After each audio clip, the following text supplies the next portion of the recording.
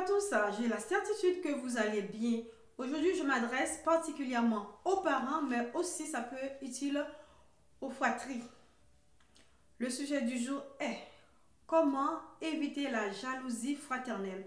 En 7 points, nous allons voir comment nous pouvons éviter cette jalousie qui déracine les familles, qui divise les familles, qui sépare les familles, qui n'est autre que la jalousie fraternelle. Et cela commence très tôt. Dès leur plus jeune âge, les parents, vous devez savoir qu'est-ce que vous devez faire pour éviter que cette jalousie grandisse, ainsi de suite. Premièrement, il faut un environnement familial où l'équité et la reconnaissance des qualités uniques de chaque enfant sont encouragées. Deuxièmement, encourager la communication ouverte. Si quelque chose ne va pas, il faut le dire fluidement. Troisièmement, encourager la résolution pacifique des conflits. Entre frères et sœurs, il va toujours avoir des conflits, mais il faut faire cela pacifiquement. Il faut trouver une solution pacifiquement. D'accord? Ensuite, établir des relations positives entre frères et sœurs. Ne montez pas les uns contre les autres. Je sais qu'il y a des parents qui sont très forts dans cela. Mais c'est vraiment une erreur de monter les uns contre les autres. Ne montez pas les uns contre les autres.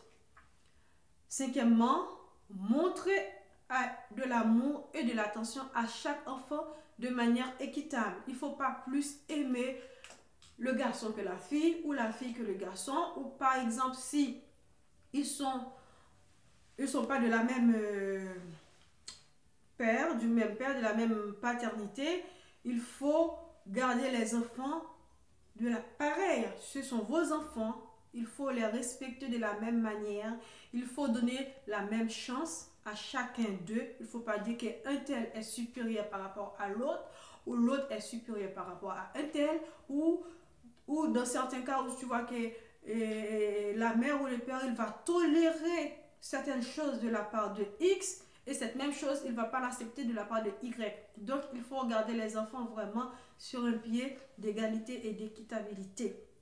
Sixièmement, il faut respecter l'individualité de chacun. Y n'est pas égal à X. X est différent de Y. Il faut respecter l'individualité de chacun. Et pour terminer, il faut arrêter de les comparer. Il y a Y, il y a Z, il y a X. C'est 3 personnes différentes. Donc, il faut arrêter de les comparer.